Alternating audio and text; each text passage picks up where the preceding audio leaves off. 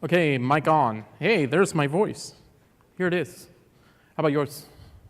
Can you talk? Check. Right? We good? So trying to see back there. Oh man, when I start talking, it's going to get really loud. Holy moly. So, who do I look at to see if we're ready to go? Looking in the back of the room. Are we rolling? We rolling? We ready to go? Are we ready to start the presentation? Yeah. We're up? Okay. Okay. Hello, everybody. Now that we have that out of the way, welcome to your next session of the day. Thanks, everybody, for showing up. I'm Jason Olson. I'm a program manager on the Creative Media Experiences team in OSG at Microsoft, and this is my partner in crime. I'm Bala Sivakumar. I'm a program manager on the Creative Media Experiences team with Jason, and I handle the audio side of things. So out of curiosity, how many people in the audience have actually built, hey, I recognize so many faces, it makes me smile. How many people have actually built like an audio or video app before? Ooh, a good number of you. How many of you are C# developers? How many of you people are C++ developers? How many people like writing C++ versus C#? Good. How many people of the C++ developers have written Media Foundation and Media Foundation Transform code? How many of those of you that have done that enjoyed the process? Okay, finally, all hands are down. Okay, that's what I kind of figured. Okay, well, we have some good stuff for you today then. I'm just going to go ahead and dive into this. Quick business thing, remember to fill in an evaluation form. All you guys have seen this. I'm just going to skip this till the end of the talk. So one of the things as a creative person myself, outside of work, I'm a musician and do a lot of creative work. One of the things that I love is no matter where I go, I always have some type of device within reach. So whenever that inspiration hits, I can go ahead and capture that on my device. I can just reach over and capture that latest song idea or the latest film idea and really just go with it before the muse leaves me. The problem is to really have a great experience doing this, you need to have great apps that you can interact with as a user. And what we're here to talk about is really how are we making it better to build those great apps for all of you. So we really want to talk about the story of building these great creative and video apps really easily on the Windows 10 platform. So diving into this today, there's a couple areas that we're going to talk about. We're going to talk about kind of the video editing experience and what we're doing around creative video. We're going to talk about the creative audio side of things and what we're doing there, as well as touching on some music-oriented APIs like MIDI and stuff like that to tell you how we've evolved in the last year. And then, of course, we just want to focus on lots of demos, lots of code to show you guys all of this stuff, hopefully all of this stuff, working on the bits that you have available to go grab and start using today. So first, let's talk about creative video experiences. When we actually take a look back and look at how media editing exists today, let's say on Windows 8.1, yes, we have a fully customizable video editing experience in Media Foundation, very powerful. There's a lot of things you can do, but it requires a lot of lower level code, requires a lot of domain expertise, and frankly takes a lot of code to do even the most basic of scenarios. Like let's say I want to do basic things like combining one video onto another video. I want to overlay one video on another video. I want to work with those videos by, let's say, adding a background audio track or something like that. Any of those scenarios that should ultimately be really easy and are kind of the basic scenarios in a creative video experience become incredibly difficult when you're having to do it with Media Foundation today. So one of the things that we did that we announced last year at Build is on Windows Phone 8.1, we introduced this new media composition API that makes it super, super simple with just a couple lines of code to do the basic things like trimming a video, stitching different videos together, adding background audio, and so on. Now to show that in action, let's say I want to do a simple thing where I just want to trim 22 seconds from a file. Well, once again, we're talking about just a couple lines of code here to do this kind of thing. Let's say I want to build a slideshow where I want to take my favorite 30 photos and have each of them displayed for 10 seconds and then encode that to a video and be able to send it out to my favorite social network or what have you. Once again, with media composition in Windows Phone 8.1, this became a lot more simple to do, where we were just talking about you just add the photos as media clips, add them to this composition, and you can bind that composition to a media element, use media transcode or anything to save that out. Very, very simple. But one of the things at the start of Windows 10, we started asking ourselves, okay, that's great and all, but what do we need to do next? What's kind of the next things that need to be done? And one of the first things we realized, any of you who have been in the video space for a while have started to realize video is starting to not be a stagnant thing anymore, or a static piece of content that you work with. It used to be that maybe I have a bunch of video files on my computer, that I grab those, I manipulate them, I edit them, and then I produce some video file on the output. Well, what we're seeing now is video is becoming a lot more about interactivity. What are the ways that users are wanting to interact with the videos? And one of the cool things is those interactions are actually starting to be captured in the content itself. So some great work from partners like TechSmith with their Coach's Eye app, VanettaSoft with their Movie Maker app, and even our own HoloLens product. You see this idea that now I'm annotating on a video, I'm inking on top of it, I'm wanting to manipulate it in some way, and those actions that I'm taking with the video are the things I want to capture and actually save out. So then we started to look, okay, this is great. We introduced some cool features in Windows Phone 8.1 that a lot of people really enjoyed. How do we take this role of interactiveness and bring it to Windows 10? Well, the first kind of obvious step is we need to take this media composition API and bring it to the universal Windows platform. So now, media composition, you can use this regardless of what device you're running, as long as it's a universal Windows platform device. So you can run it on your Xbox, you can run it on Windows Phone, you can run it on Windows, write the code once, and that exact same code runs on all the different device families. But then there was still a gap we had to fill. That's great for the basic scenarios like trimming and stitching and adding audio, but the other ways that you want to interact with video, creating cool effects, maybe overlaying one video on top of another video. Maybe I want to overlay photos on top of photos, or any combination of the sorts. You know, those were, once again, immediate steps where you could use media composition for the basic things it was designed for, but then you ultimately fell off this cliff of complexity where now you had to dive down back into Media Foundation and be working in C++ again. So we added some cool things in Windows 10 that bridges that gap. We don't want you to have to fall off that cliff. We want to keep you in the things that keep you focused on adding user value to your experience, and that will keep your users coming back for more. So rather than talk and show you all this kind of stuff, I just want to code it. I would rather drop into Visual Studio, switch this over, and show you some of this in action. So what I'm going to do is I'm going to first leverage the basic stuff that we did around media composition, and we'll see this app in action in a minute. The first thing I need to do is create a media clip. I've already had the user pick from a storage file, and then I can just take that media clip and I can go ahead and add it to our composition. And now we have a media clip to work with. Well, we were talking about the power of overlays. Now to actually make this in overlays, the great thing about the overlay support now in media composition with Windows 10 is that overlays also build on top of media clips. So anything that could be sourced from a media clip before, an image, a file, a photo, a color, can also be used as overlays. So let's go ahead and add some overlays. What I'm going to do is up here, I'm going to go ahead and add an overlay layer, which we'll talk in a minute what an overlay layer is. Media, okay, composition, overlay layers, and I'm going to add that overlay layer. Now, of course, now we have this overlay layer. Think about an overlay layer as kind of like a container. It's something that we can throw a bunch of overlays into. So if you want to do 12 overlays and keep them in one rendering pass, or you want to animate them together or something, you can group them together in this concept of a layer. And we'll actually show one of the other cool things, custom compositors, that are made possible with this idea of overlay layers. But let's go ahead, before we do that, let's go ahead and add some overlays.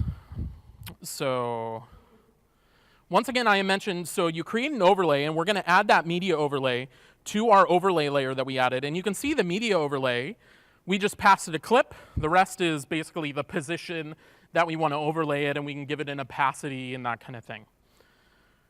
So actually, to show you how many overlays we can handle, let's do the same thing and add the ability of doing some other overlays as well.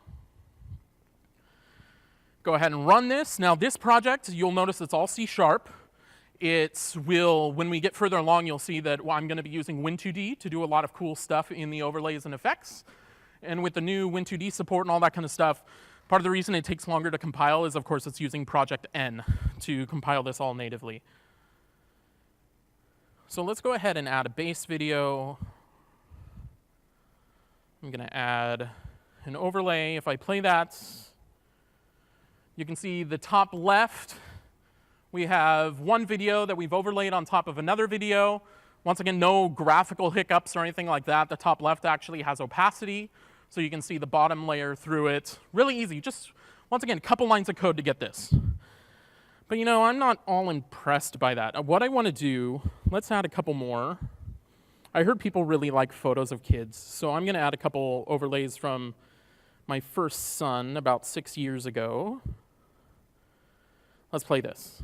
Now you can see we're overlaying 4 videos on top of a base video, and each one of them have opacity, and we're managing that. Once again, we're talking about just a couple lines of code rather than the literally thousands of lines it would have taken in Media Foundation.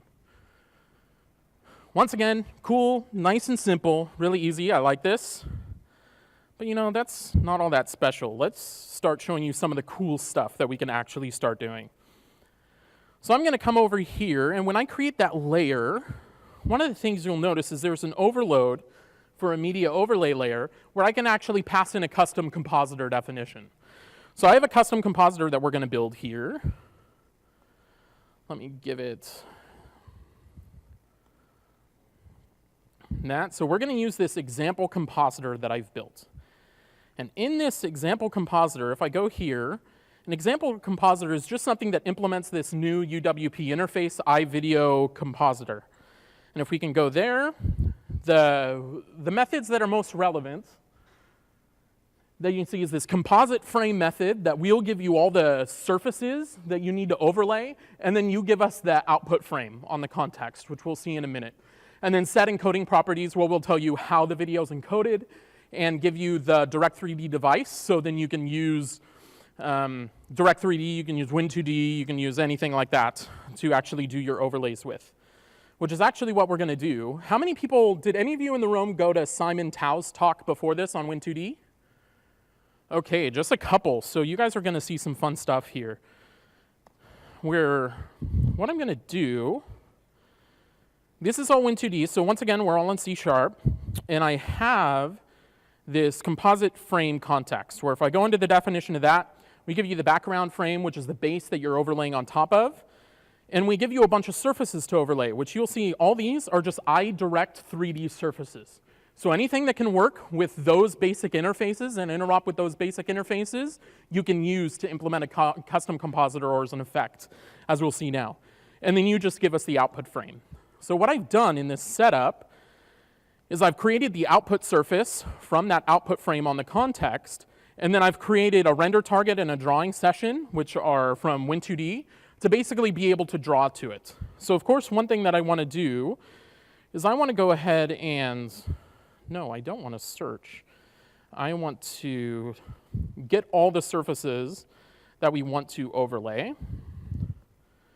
And one thing that you'll notice, if then I look at this, remember we specified like the position and the opacity and all that kind of stuff. But at this point, we're just dealing with the interop types, this Direct3D surface. So it's just a Direct3D surface. We want to go get that original overlay as well, which you can do directly off the context object as well. So I'm going to say overlay, context, get overlay for surface, and I'm going to pass in that surface we're overlaying.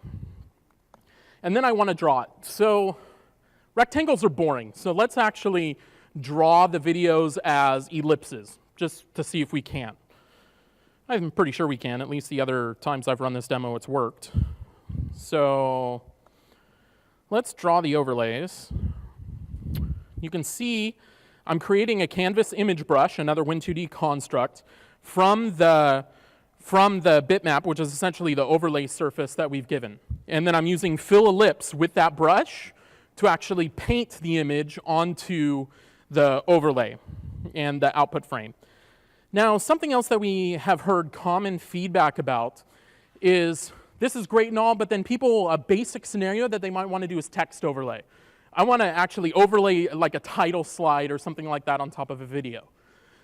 Once again, before, even a basic scenario like that, if you were in Windows code, would require you to drop down to Media Foundation. But now, since I'm in Win2D, I can use the draw text as part of the Canvas drawing session in Win2D to overlay some text. So let's go ahead and run that. Once again, it's going to take a bit to build because this is all compiling again with Project N. And as we come up now, I'm going to go ahead and overlay all the different, configure this again with all the different overlays. Add our base one, that's pretty cool. Add that overlay. Let's add the 3 kid ones. And I'm going to play this. You'll see we have text drawn, we have all the videos.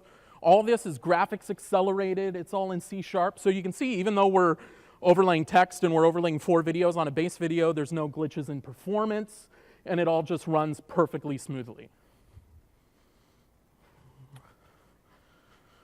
Okay, now we're kind of stepping it up a bit. As Bala would say, now we're cooking with fire. So let's actually move this along. And later we're actually going to see one of our partners, what kind of cool stuff they've done with that custom compositor work. So let's talk about effects. Let's say I want to do some type of image filter that's applied to the video.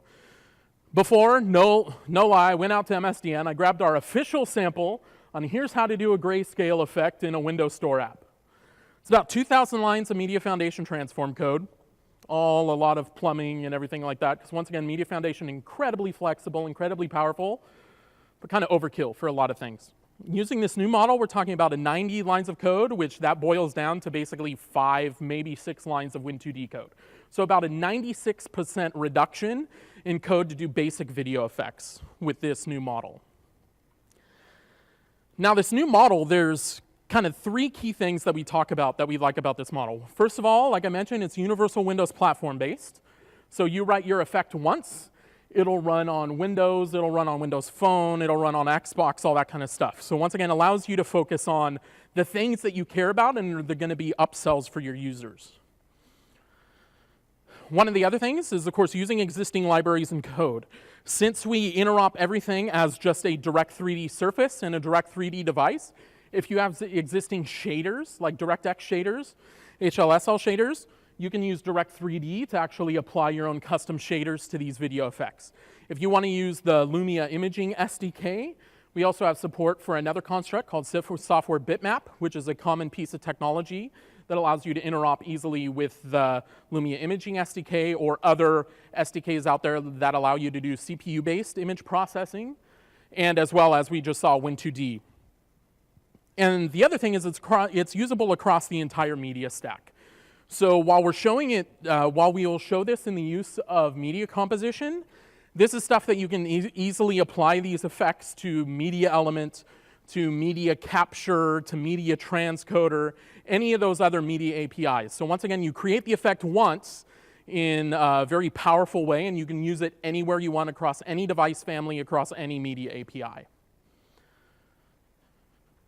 So let's actually show the implementation of an effect. Rather than talk at you about what all this looks like, let's actually just show it to you in action. So one thing that I need to do on that base video, let's add an effect to it. So adding an effect, we have these video effect definitions. This is part of the API that was shipped in Windows Phone 8.1.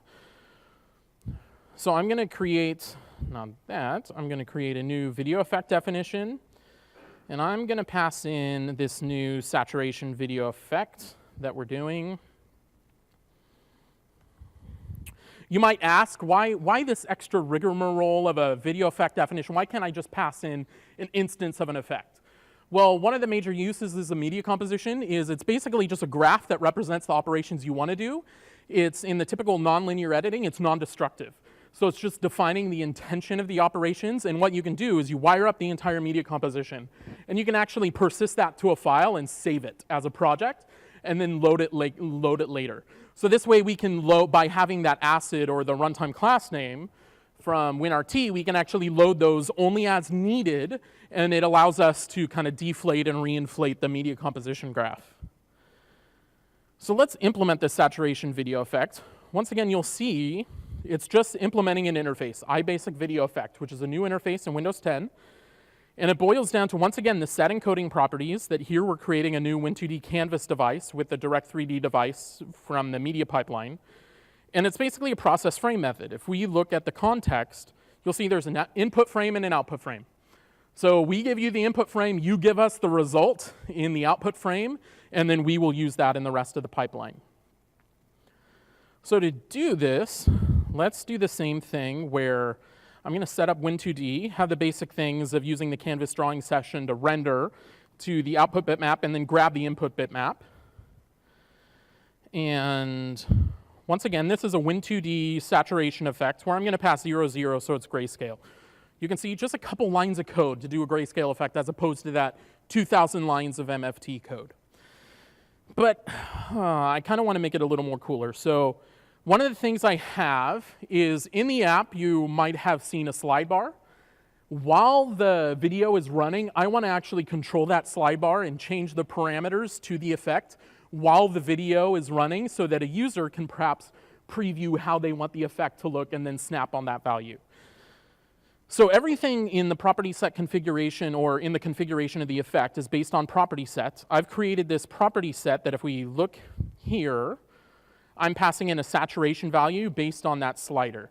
And all I need to do is when I create the effect, add this effect, I'm also going to give it that configuration. And then in my effect, every time I process a frame, I'm going to read from it. Let me create this parameter. So in set properties, a different method, we give you the property set that was given by the initial when we configured the effect.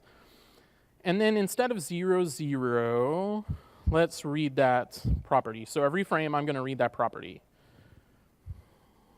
We'll go ahead and build that and run this. And after it builds, this will allow us to press play on the video and then actually tweak the slider value while the video is running. I'm going to add all the videos just to show you what we're talking about performance-wise. You can see already the preview has it already fully saturated. I'm going to create all our overlays again. And hit play. You can see we have the overlays going, and if I change the slider while the video is playing, you can see I have full control over this. No graphic hiccups, anything. This is still GPU accelerated, doing everything I need to do.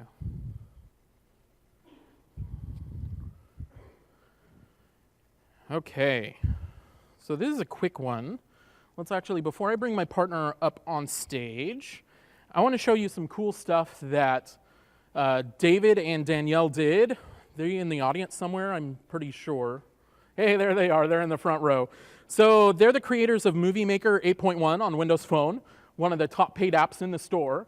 And we worked with them with this new API to say, hey guys, we want you to go create some cool stuff with this. So I want to show off what they actually did for us in a very short amount of time, actually, to show you the power of this. And keep fingers crossed that a reboot of the machine didn't break this demo. So this is a preview specifically for the build conference of Movie Maker 10 that they worked on. You can see I can play it, and then I'm scrolling through, and I can append clips and all that kind of stuff. The cool thing I want to show you is they added transition support. So via this overlays, here's a simple fade that you'll see. You can fade to the next one. Let's do a slide. I'm actually going to do a different easing animation. Let's bounce it out from the top, and let's zoom on it when we're started. Play that, and we'll see boom, boom, boom, boom, boom. Let's get fun though.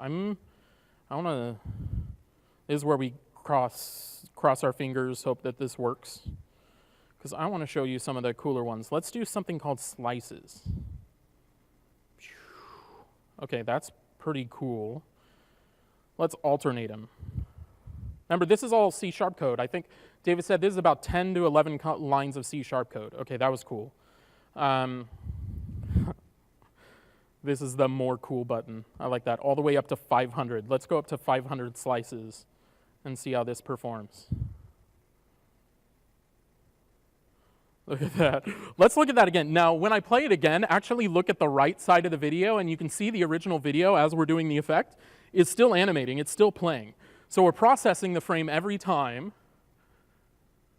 Yeah, and that, once again, C#, 10, 11 lines of code. I think they said to build this entire app took them 30 hours, something like that, 30 hours to bake.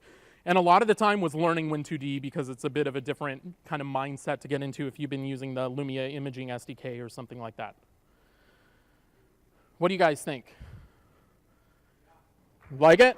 Okay. Very, very, very cool stuff.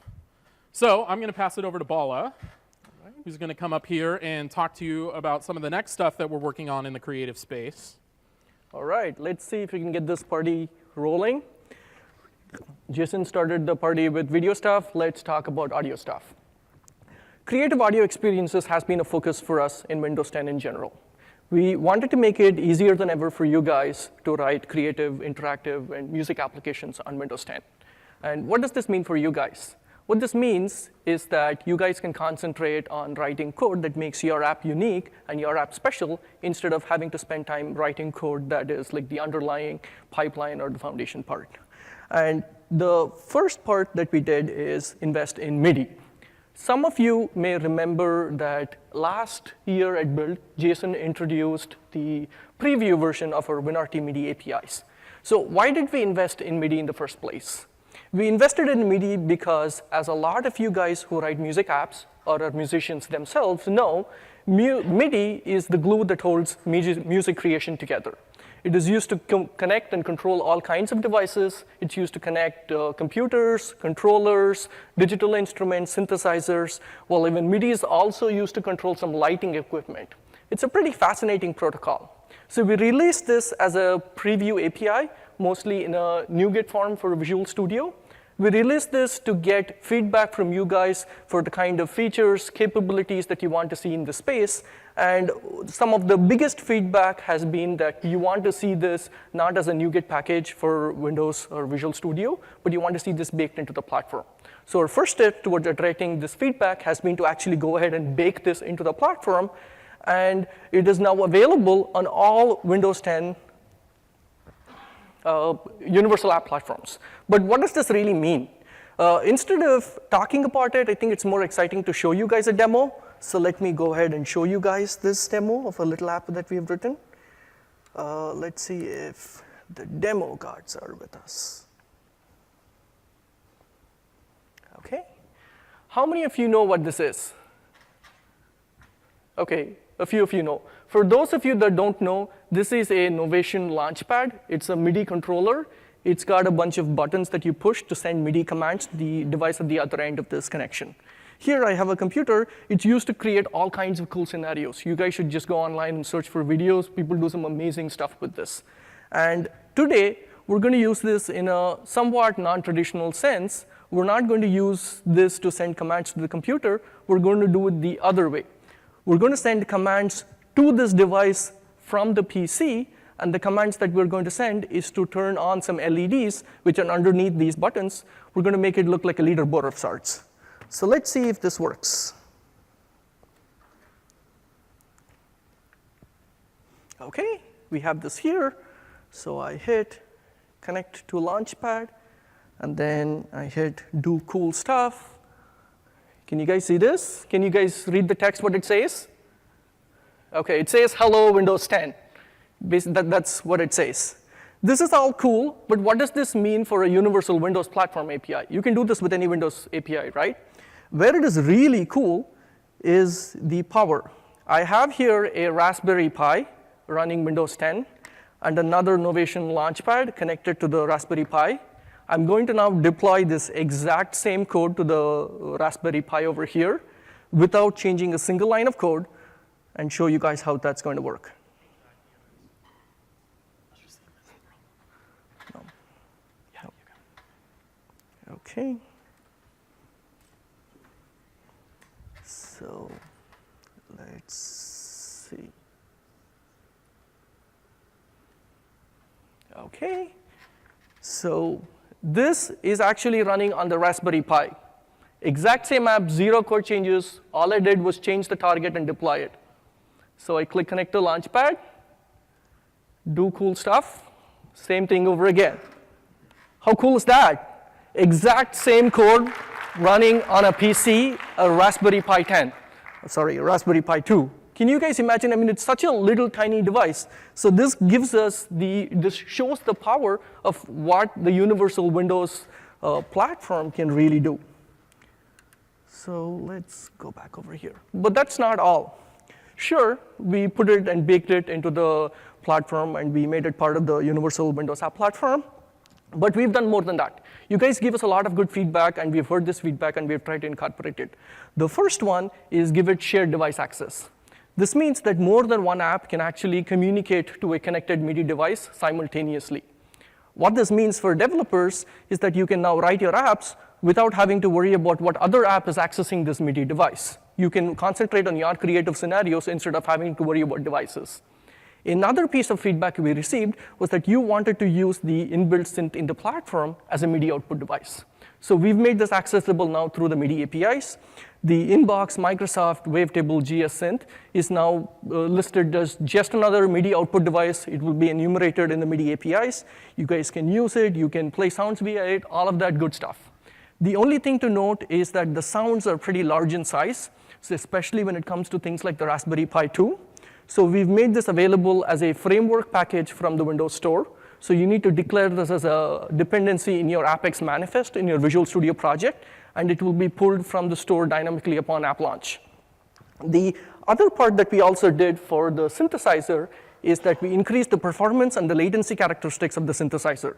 And that's not all. We're continuing to improve the performance of the synthesizer in future releases. And the other aspect that we improved for MIDI is device naming. Traditionally, Windows has had some, we've gotten feedback that the names that the MIDI API show are not intuitive. So right now what we do is we try to query the firmware of the connected MIDI device to see if there is a logical name that exists over there, and we plumb that through. So when you're querying the devices through your API, you find names that you would identify it for the devices as well as the ports. So all of this is great. But what else did we do in the field of interactive audio? What we have done is we've gotten some feedback that we have a bunch of audio APIs, but they're not always the easiest to use because some audio APIs are very high level, some audio APIs are very specialized. And let's walk through that with a simple scenario. How many of you here have done karaoke at some point? Yeah? All right. For those of you who have never done it, today might be your lucky day. We'll see if we can get you on stage singing karaoke with me at the end of the session. What was that? All right. So let's draw the block diagram of what we need for karaoke and walk through it before we actually go into discussion of these APIs. For those of you that don't have done karaoke, you know the scenario. It's pretty simple. You have a microphone, you have a speaker, you have a connection, right? But what's important also here is that you need a connection that is low latency. It is important to have low latency because nobody wants to hear an echo of themselves when they're singing into the microphone. And what you also need to have is a backing track. You need to have something like song.mp3 that you play in the background when you're singing on top of it. That forms the basis of your song.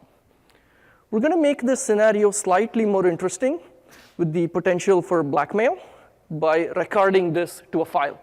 So whoever is singing, we're going to record this to a file. And this is pretty simple, right? But these lines you see are getting messy. So let's clean that up, but keep the scenario simple. Let's add a submixer or a mixing. Let's mix these two signals. It's still simple. The mixer has 2 inputs, 2 outputs, pretty straightforward, right? I want to make the scenario even more interesting. I want to apply some kind of an effect on my mixed signal. Let's say, in this case, I want to apply a reverb signal. I want to make myself sound like I'm singing in a cave, or maybe singing in a studio, or an auditorium, or something like that. And I'm a terrible singer, I will admit that. But I don't want to sound terrible, especially when the file is being recorded. So maybe I want to have some kind of an auto-tune or something like this for, say, the microphone that makes me sound not so terrible.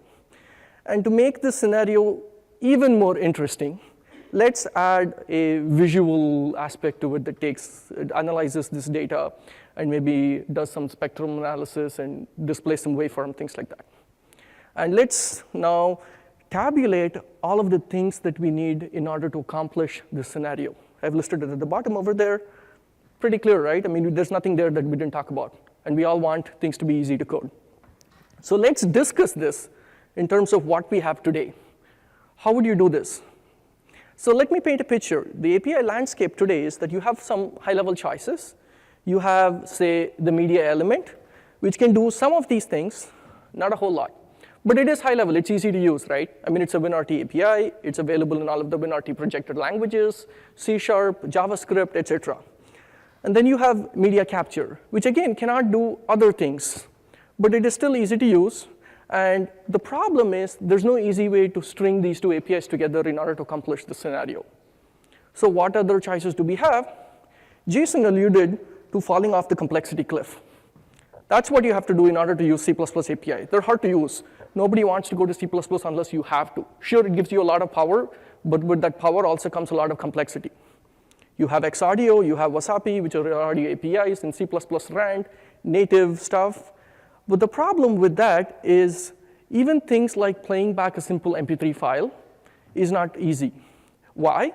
Because Xaudio and Wasapi don't understand the concept of MP3, which means to write a simple karaoke app, you have to now roll your own MP3 parser. I didn't sign up for that. I don't want to write my own MP3 parser just because I want to write a simple karaoke app. Same thing with saving to a file. If I want to write to like recording.mp3 or something, I don't want to have to write my own MP3 parser in order to figure out where to put what bytes. In order to solve this, we've introduced a brand new API in Windows 10 called AudioGraph. Like the name suggests, AudioGraph is a graph-based API. What does a graph-based API mean? It means you have the concept of nodes. The nodes accomplish different things. You can make them do different things, and you just string them along, and you realize whatever scenario you want. And as you can see, it suffices. It fulfills all of our scenario. And this is an API that has been designed with interactive audio in mind. You don't have to twist other APIs that were not designed for interactive audio to realize your scenario. Plus, you get to work in a high-level language like C#. You can do all of your coding over there. And the best part, it's a universal Windows platform API. So it runs everywhere, including the Raspberry Pi 2. And what does this mean in AudioGraph? So let's translate the objects that we saw, the karaoke, into AudioGraph objects. The AudioGraph uses a very similar concept. Like it calls these objects nodes, that it strings them along together. And the node names are pretty self-explanatory. You have your device input node, which is what? A mic. You have your device output node, which is what? A speaker. File input, file output, similar for you have your submix node.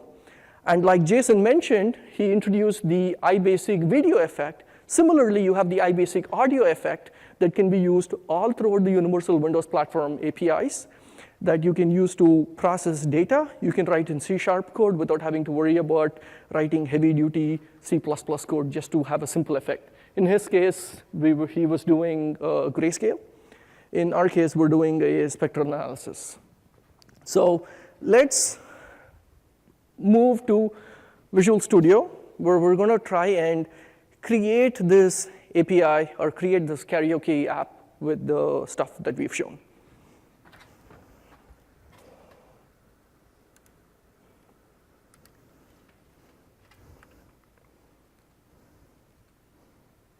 Okay.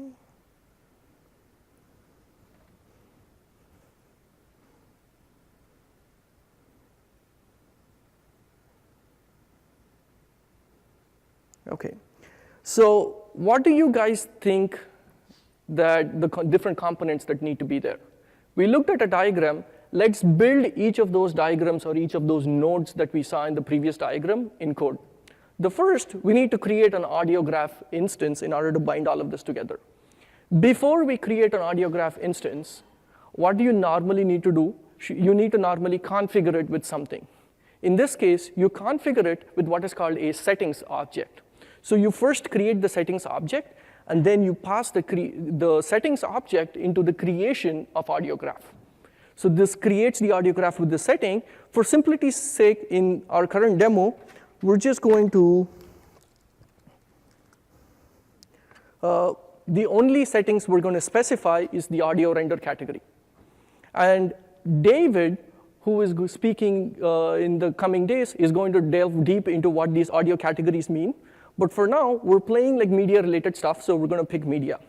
This is the only non-optional part of the settings object.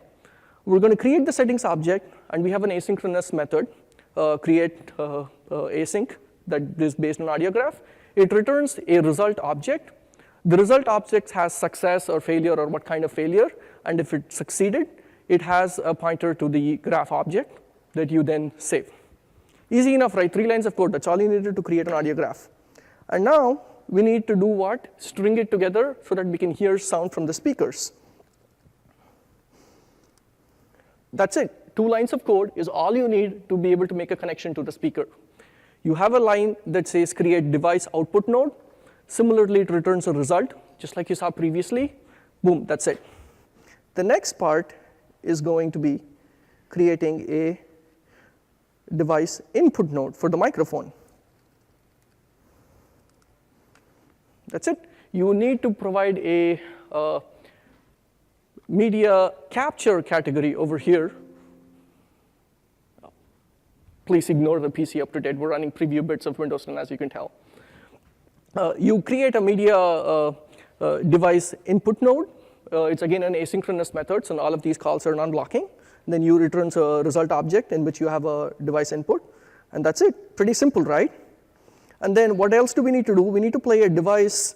You need a file input node to play your recording.mp3. In this case, we're going to make things a little funky and play Twinkle, Twinkle, Little Star. Who here knows the song Twinkle, Twinkle, Little Star? Seriously, no one? OK, we're going to make somebody. Yes. We're going to see if we can get somebody that knows the song. So the real audio graph part is the last 2 lines. The first 2 lines, you open the storage file. They're standard APIs that you guys have used before, standard C# APIs. You open the storage file. In this case, I have a twinkle, twinkle, little star.mp3 inside my project. I open it. And I need to save my file into a recording like we talked about. So we're going to create a file output node.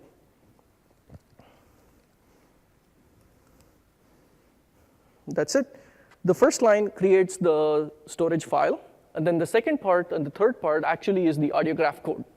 Pretty simple, right? Is everybody with me so far? Anybody, did I lose? OK, easy enough. So you notice here I've created recording.wave, but that's not what we talked about. We talked about creating recording.mp3. The default option for audio graph saves to recording.wave, so we're going to do mp3 over here, but changing the file name isn't enough. So we're going to create a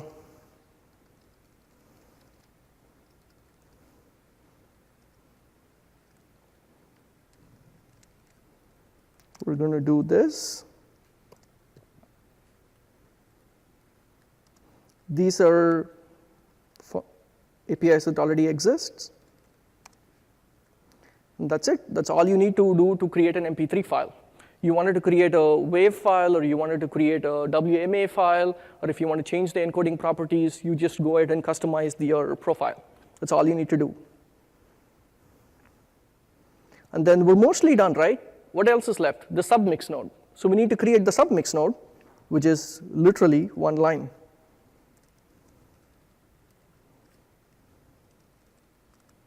That's it. Create submix node. Boom. But then this doesn't create your input, incoming and outgoing connections. So we're going to just create an input outgoing connections. We're going to wire them up. So you have 4 connections. It has 2 inputs and 2 outputs. The numbers that you see over there is the gain. So in this case, the microphone, I want to push up the gain so I can actually hear my own voice above the backing track, which is why the file input has, I've suppressed the gain, I've given it 0.5, whereas the mic, I've really amped it up really high and put it 5.0. And then I'm going to create a custom effect that Jason talked about using iBasic Audio Effects. that in this case, I'm not going to do a full spectrum analyzer.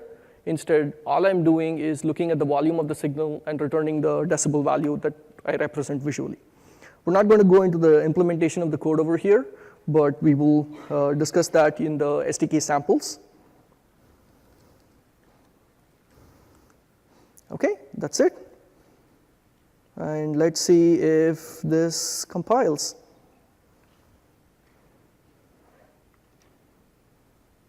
And while it's compiling, do I have a volunteer for somebody to come and sing this with me? Anyone? All right, come on up. All right, everybody give him a hand. All right, so we're going to use this microphone to sing into it. So let's wait until compiles. All right. Okay, I select a song. Twinkle, little star, All right. I wonder what you are. Up above the World so high like a diamond in in the the sky. twinkle, twinkle, little. Okay, everybody give him a hand. I think we've done enough. All right. I told you we're going to have a party over here. So let's see where it actually recorded. It recorded in the music folder. You have your recording.mp3 over here. Let's double click this and make sure that it actually plays.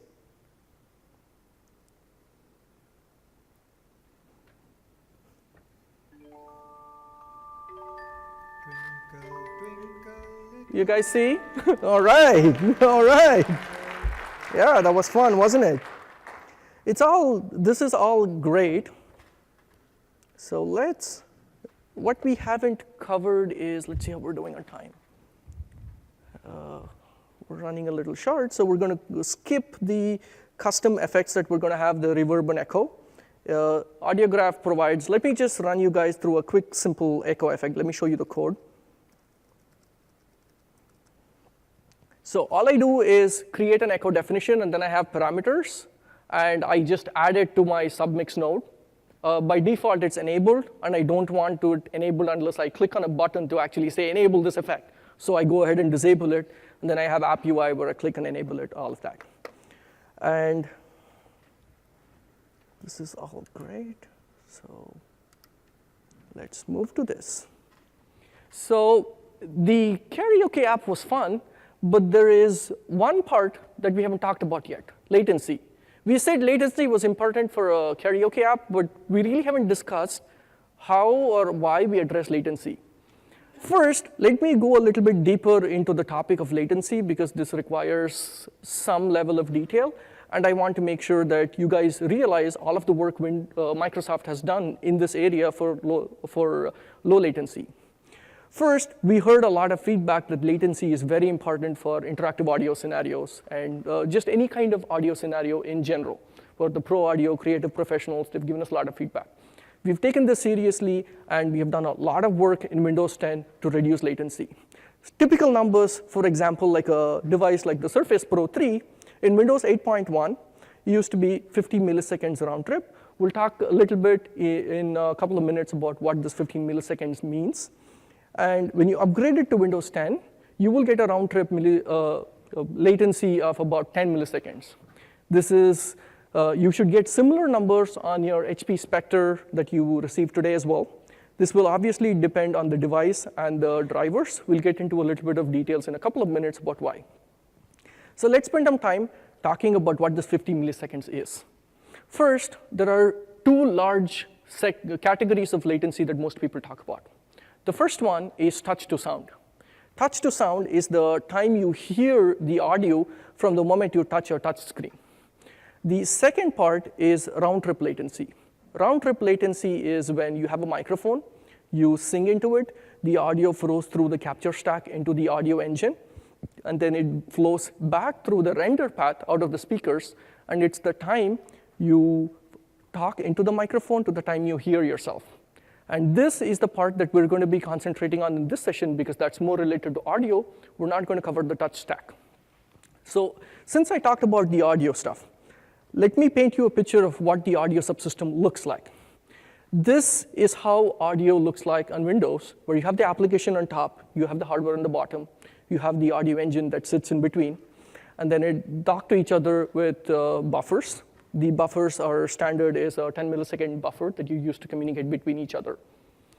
The majority of the work that we've done in Windows 10, or a huge amount of work that we put into the audio engine, has been to re-architect and redesign the audio engine, that on the exact same hardware, you will get a minimum of 15 milliseconds savings in the round trip scenario. But what we have also done is enable support for smaller buffers. Smaller buffers means that each layer has to wait less for the other layer to handle data. And this obviously requires hardware support and therefore device driver support.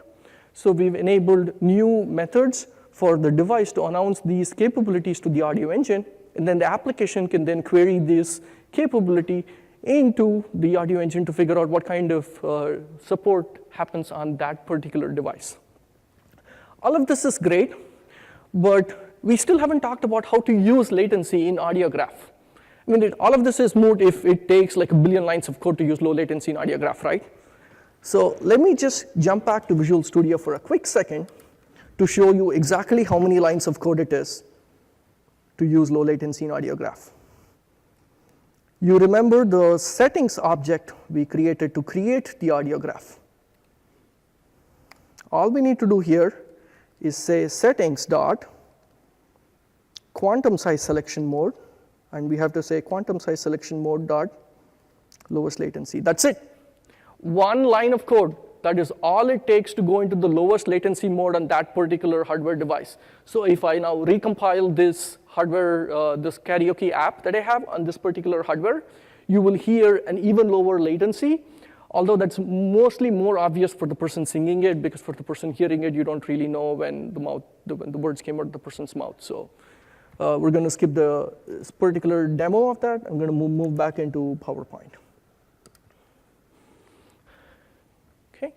So that's all of the work that we did in Windows 10 for audio.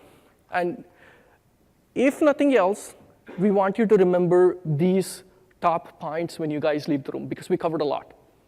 The first, we want you to remember what Jason talked about for media composition. Media composition was introduced in Windows Phone 8.1. We baked this into the universal Windows platform.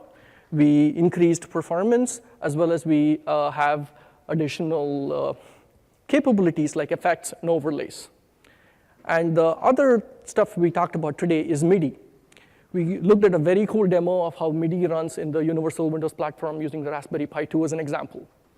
And we also introduced a brand new API for interactive audio applications called Audiograph. And we introduced low latency audio and all of the work that we did in there. I want to say that low latency is a complicated topic, and it's a very deep topic, so we didn't really do justice over here to cover all of the details. We will be releasing a white paper with a lot of details on all the work that we did in low latency and how you can use it in Audiograph and Wasapi and all of the different goodnesses, how you can query the driver to figure out all of the stuff that it did. But that's not all. There's more to come. In build, you will see that the creative media experiences angle is receiving a lot of coverage. There's more news to come in the keynote tomorrow, which I think you guys will really like. And I want to stress that this is only the first step of many. We're continuing to make improvements to make Windows a robust platform for creative media experiences. We're doing a lot of work to drive the latency down even further, so we're listening to feedback. And we're also going to be there at A3E and Summer NAMM later this year, talking about all of the work that we did in audio. So if any of you guys are going to be there, please look us up. We're going to have sessions there to dive deep into this as well. So call to action. What do we want you guys to do? First, we want you to go to the Dev Center. We want you guys to download the latest Windows 10, the preview release. And then we want you guys to download the SDK samples that show far more examples and code samples than what we talked about in the session today, because we only have so much time. And then we also don't want you to download the Visual Studio and go party on these bits, go play with it, figure out what works, what doesn't work, et cetera, all of that. And Jason here, I want to give a plug out to his GitHub project where we're going to be posting all of the demo code that we showed today for you guys to play with.